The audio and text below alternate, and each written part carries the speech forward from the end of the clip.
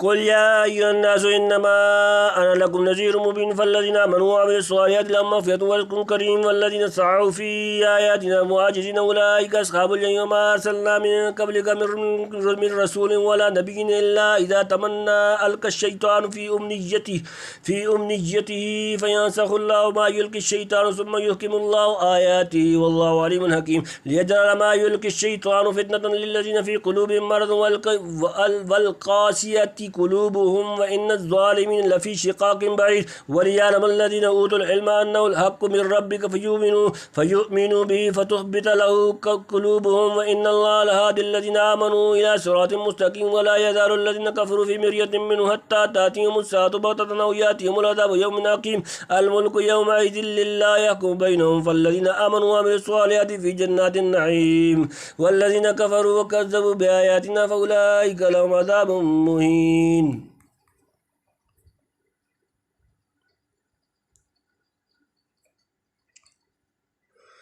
قل یا ایھا الناس انما انا لکم نذیر مبین قل فرما دیں یا ایھا الناس اے لوگو انما اس کے سوا نہیں آنا میں لوگوں لکم تمہارے لیے نذیر مبین ڈرانے والا اشکار تو کہ اے لوگوں میں تو ڈر سنا دینے والا ہوں تم کو کھول کا یعنی میرا کام آگاہ ہوشیار کر دینا ہے عذاب کا لے آنا میرے قبضے میں نہیں خدائی کے قبضے میں ہے کہ سب مطیع و عاصی کا فیصلہ کرے گا اور ہر ایک کو اس کے مناسب حال جگہ پر پہنچائے. فالذین آمنوا وعملوا الصالحات لهم مغفرۃ ورزق کریم فالذین آمنوا پس جو لوگ ایمان لائے وعملوا اور عمل کیے صالحات اچھے لهم ان کے لیے مغفرت بخشش اور رزق کریم باعزت سو جو لوگ یقین لائے اور کی بھلائیاں ان کے گناہ بخش دیتے ہیں اور ان کو روزی بھی عزت کی یعنی جنت میں میوے پھل اور عمدہ الوان نعمت اور حق تعالیٰ کا دیدار نصیب ہوگا. والذین سعوا فی آیاتنا معاجزین اولئک اصحاب الجحیم اور الذین سعوا جن لوگوں نے کوشش کی فی میں آیاتنا ہماری آیات معاجزین عاجز کرنے ہرانے اولئک وہی ہیں اصحاب الجحیم دوزخ والے اور جو دوڑے ہماری آیتوں کے ہرانے کو وہی ہیں دوزخ کے رہنے والے. وما أرسلنا من قبلك من رسول ولا نبي إلا إذا تمنى ألقى الشيطان في أمنيته فينسخ الله ما يلقي الشيطان ثم يحكم الله آياته والله عليم حكيم. وما أرسلنا اور نہیں بھیجا ہم نے من قبلك تم سے پہلے من سے کوئی رسول والا اور نبی الا مگر اذا جب تمنا اس نے آرزو کی القا ڈالا شیطان فی میں امنیتی اس کی آرزو فینسخ پس ہٹا دیتا ہے اللہ ما یلقی جو ڈالتا ہے شیطان ثم پھر یحکم اللہ مضبوط کر دیتا ہے آیاتہ اپنی آیات واللہ اور اللہ علیم جاننے والا حکیم حکمت والا. اور جو رسول بھیجا ہم نے تجھ سے پہلے یا نبی سو جب لگا خیال باندھنے شیطان نے ملا دیا ہے اس کے خیال میں پھر اللہ مٹا دیتا ہے شیطان کا ملایا ہوا پھر پکی کر دیتا ہے اپنی باتیں اور اللہ سب خبر رکھتا ہے حکمتوں والا. آیت کی تفسیر میں اطلاف مترجم محقق قدس اللہ روح نے اپنے بیشتر حضرت شاہ عبد القادر رحمہ اللہ کی روش اختیار فرمائی جس کی طرف حضرت شاہ ولی اللہ قدس سرا نے بھی حجت اللہ البالغہ کے آخر میں اشارہ کیا ہے کہ حضرت شاہ صاحب موضوع القرآن بھی لکھتے ہیں نبی کو ایک حکم یا ایک خبر اللہ کی طرف سے آتی ہے اس میں ہرگز ذرا بھر تفاوت نہیں ہو سکتا اور ایک اپنے دل کا خیال اور رائے کا اجتہاد وہ کبھی ٹھیک پڑتا ہے کبھی نہیں. جیسے حضرت صلی اللہ علیہ وسلم نے خواب میں دیکھا اور نبی کا خواب وہی ہوتا ہے کہ آپ مدینہ سے مکہ تشریف لے گئے عمرہ کیا خیال میں آیا کہ شاید امسال ایسا ہوگا چنانچہ عمرہ کی نیت سے سفر شروع کیا لیکن درمیان میں حرام کھولنا پڑا اور اگلے سال خواب کی تعبیر پوری ہوئی یا وعدہ ہوا کہ کافروں پر غلبہ ہوگا. خیال آیا کہ اب کی لڑائی میں اس میں نہ ہوا بعد کو ہوا پھر اللہ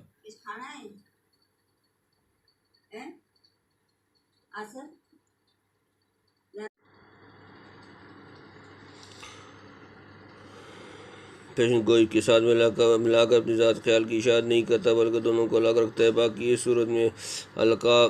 کی نسبت شیطان کی طرف ویسی ہوگی جیسے وما انسانی الشیطان اذکرہ سورۃ نمبر 18 سورۃ کا آیت نمبر 63 میں النساء کی نسبت اس کی طرف کی گئی ہے. واللہ عالم اکر کے نزدیک بہترین اور سال ترین تفسیر وہ ہے جس کی مختصر اصل سلف سے منقول ہے یعنی تمنا کو بمعنی قرات و تلاوت یا تحدیث کی اور امنیت کو بمانا مطلوب یا حدیث کے لیے لیا جائے۔ مطلب یہ ہے کہ قدیم سے یہ عادت رہی ہے کہ جب کوئی نبی یا رسول کوئی بات بیان کرتا ہے یا اللہ کی آیات پڑھ کر سناتا ہے، شیطان اس بیان کی ہوئی بات پر یا آیت میں طرح طرح کے شبہات ڈال دیتا ہے، یعنی بعض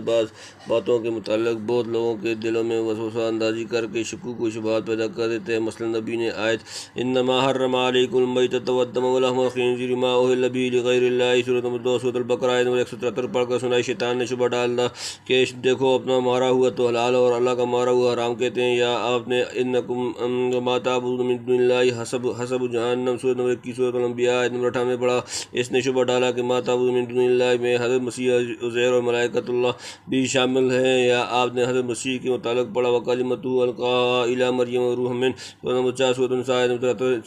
173۔ شیطان نے بجایا کہ اس سے حضرت مسیح کی ابنیت و الوہیت ثابت ہوتی ہے۔ اس القاء شیطانی کے ابطال و رد میں پیغمبر صلی اللہ علیہ وآلہ وسلم اللہ تعالیٰ کی آیات سناتے ہیں جو بالکل صاف اور محکم ہوں، اور ایسی پکی باتیں بتلاتے ہیں جن کو سن کر شک و شبہ کی قطعی گنجائش نہ رہے۔ گویا متشابہات کی ظاہری سطح کو لے کر شیطان جو اغوا کرتا ہے، آیات محکمات اس کی جڑ کاٹ دیتی ہیں، جنہیں سن کر تمام شکوک و شبہات ایک دم کافور ہو جاتے ہیں۔ یہ دو قسم کی آیتیں کیوں اتاری جاتی ہیں؟ شیاطین کو اتنی وسوسہ اندازی اور تصرف کا موقع کیوں دیا جاتا ہے؟ اور آیات کا جو احکام بعد کو کیا کیا جاتا ہے، ابتدائی سے کیوں نہیں کر دیا جاتا؟ یہ سب امور حق تعالیٰ کی غیر محدود علم و حکمت سے ناشی ہوتے ہیں۔ وہ اللہ تعالیٰ نے اس دنیا کو علم معاملہ اور امتحان بنایا ہے، چنانچہ اس قسم کی کارروائی میں بندوں کی جانچ ہے کہ کون شخص اپنے دل کی بیماری سختی کی وجہ سے پادر ہوا شکوک و شبہات کی دلدل میں پھنس کر رہ جاتا ہے، اور کون سمجھدار آدمی اپنے علم و تحقیق کی قوت سے ایمان و جنات کے مقام بلند پر پہنچ کر دم لیتا ہے۔ سچ تو یہ ہے کہ آدمی نیک نیتی اور ایمانداری سے سمجھنا چاہے تو اللہ تعالیٰ دستگیری فرما کر اس کو سیدھی راہ پر قائم فرما دیتا ہے۔ رحم کریم و مشفقین ان کو قیامت تک اطمینان حاصل نہیں ہو سکتا۔ ہر اچھے گیرد علت شد۔ ہماری اس تقریب میں دور تک کئی آیتوں کا مطلب بیان ہو گیا ہے۔ سمجھدار آدمی اس کے اجزاء کو آیات کے اجزاء پر بے تکلف منطبق کر سکتا ہے۔ یہ آیات جیسا کہ ہم نے سورہ آل عمران کے شروع میں بیان کیا تھا، وَالَّذِي أَنزَلَ عَلَيْكَ الْكِتَابَ مِنْهُ آيَاتٌ مُحْكَمَاتٌ سورۃ نمبر 3 سورہ آل عمران آیت نمبر 7 آیت نمبر 7 سے بہت مشابہ ہے۔ إِلَّا إِذَا تَمَنَّى أَلْقَى الشَّيْطَانُ فِي أُمْنِيَّتِهِ سورۃ نمبر 22 سورہ حج آیت نمبر 2 میں مشابہت کا اور ثم یحکم اللہ آیاتی سورۃ نمبر 22 سورۃ الحج آیت نمبر 52 میں محکمات کا ذکر ہوا۔ اور لِيَجْعَلَ مَا يُلْقِي الشَّيْطَانُ فِتْنَةً لِّلَّذِينَ فِي قُلُوبِهِم مَّرَضٌ وَالْقَاسِيَةِ قُلُوبُهُمْ وَإِنَّ الظَّالِمِينَ لَفِي شِقَاقٍ بَعِيدٍ سورۃ نمبر 22 سورۃ الحج آیت نمبر 53 میں ذاکرین کی دو قسمیں مذکور ہوئی، جن میں الَّذِينَ فِي قُلُوبِهِم مَّرَضٌ کا کام ابتغاء و تعویل، اور القاسیۃ قلوبہم کی غرض ابتغاء فتنہ ہے۔ آگے وَلِيَعْلَمَ الَّذِينَ أُوتُوا الْعِلْمَ سورۃ نمبر 22 سورۃ الحج آیت نمبر 4 آیت وَالرَّاسِخُونَ فِي الْعِلْمِ يَقُولُونَ آمَنَّا بِهِ سورۃ نمبر 3 سورۃ آل عمران آیت نمبر 7 کی جگہ سمجھو، اور وہاں جو دعا ربنا لا تزغ قلوبنا بعد إذ هديتنا سورۃ نمبر 3 سورہ آل عمران آیت نمبر 8 سے کی تھی، یہاں اس کی اجابت کا ذکر وَإِنَّ اللَّهَ لَهَادِ الَّذِينَ آمَنُوا إِلَىٰ صِرَاطٍ مُّسْتَقِيمٍ سورۃ نمبر 22 حج آیت نمبر 54 میں کیا گیا ہے، اور ربنا إِنَّكَ جامع النَّاسِ لِيَوْمٍ لَا رَيْبَ فِيهِ سورۃ نمبر 3 آل عمران آیت نمبر 9 کے مناسب وَلَا يَزَالُ الَّذِينَ كَفَرُوا فِي مِرْيَةٍ مِّنْهُ حَتَّىٰ تَأْتِيَهُمُ السَّاعَةُ بَغْتَةً أَوْ يَأْتِيَهُمْ عَذَابٌ يَوْمٍ عَظِيمٍ سورۃ نمبر 55 الْمُلْكُ يَوْمَئِذٍ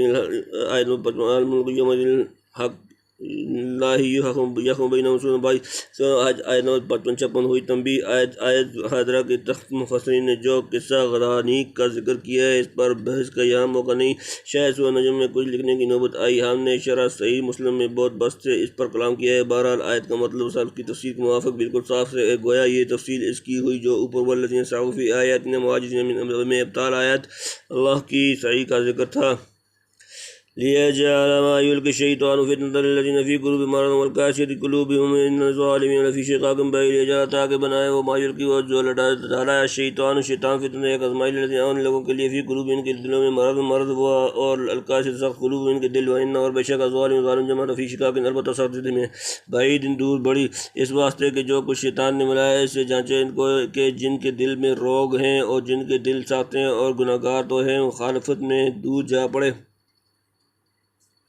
وليعلم الذين أوتوا العلم أنه الحق من ربك فيؤمنوا به فتثبت له قلوبهم وإن الله لهادي الذين آمنوا إلى صراط مستقيم وليعلم تاکہ جان لیں الذين وہ لوگ جنہیں اوت العلم علم دیا گیا انه کہ یہ الحق کا حق من ربک تمہارے رب سے فیؤمنوا تو وہ ایمان لے آئے بھی اس پر فتثبت جو جھک جائے لہو اس کے لیے قلوبهم ان کے دل وإن اور بے شک اللہ الہادی ہدایت دینے والا الذين آمنوا وہ لوگ جو ایمان لائے الى طرف صراط راستہ مستقیم سیدھا اور اس واسطے کہ معلوم کر لیں وہ لوگ جن کو سمجھ ملی ہے کہ یہ تحقیق ہے تیرے رب کی طرف سے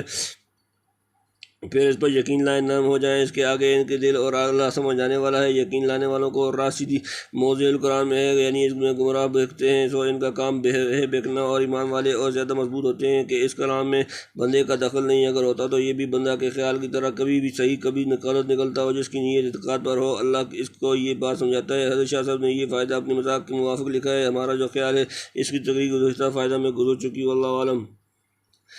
ولا يزال الذين كفروا في مرية منه حتى تأتيهم الساعة بغتة أو يأتيهم عذاب يوم حكيم ولا يزال ہمیشہ رہیں گے الذين كفروا جن لوگوں نے کفر کیا فی مرية شک منه اس سے حتیٰ یہاں تک تأتيهم آئے ان پر ساعت و قیامت بغتة اچانک او يأتيهم یا آ جائے ان پر عذاب یوم حکیم منحوس دن اور منکروں کو ہمیشہ رہے گا اس میں دھوکہ جب تک کہ آ پہنچے ان پر قیامت بے خبری میں یا آ پہنچے اس پر آفت ایسے دن کی جس میں راہ نہیں ہلاسی کی یعنی نفس قیامت کا ہولناک حادثہ اچانک آ پہنچے یا ایسی قیامت کے دن کا عذاب مراد ہو یعنی دنیا ہی میں سزا مل جائے جس سے کوئی رستگاری کی شکل نہیں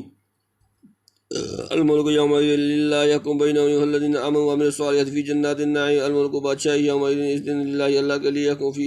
فیصلہ کرے گا بینہم ان کے درمیان فالذین آمنوا پس جو لوگ ایمان لائے وعملوا اور انہوں نے عمل کیا صالحات اچھے فی میں جنات النعیم نعمتوں کی بغات راج اس دن اللہ کا ہے اس میں فیصلہ کرے گا سو جو یقین لائے اور کہیں بھلائیاں نعمت کے باغوں میں ہیں یعنی قیامت کے دن اکیلے خدا کی بچت کام کرے گی کسی کی ظاہر مجازی حکومت برائے نام بھی باقی نہ رہے گی اس وقت سب دنیا کا بیک وقت عملی فیصلہ ہو جائے گا جس کی تفصیل آگے مذکور ہے والذین کفروا وکذبوا بآیاتنا فاولئک لهم عذاب مہین اور الذین کفروا جن لوگوں نے کفر کیا وکذبوا اور جھٹلائے بآیاتنا ہماری آیات کو فاولئک بس وہی لوگ لهم ان کے لیے عذاب مہین عذاب ذلت اور جو منکر ہوئے اور جھٹلائے ہماری باتیں سو ان کے لیے ہے ذلت کا عذاب صدق اللہ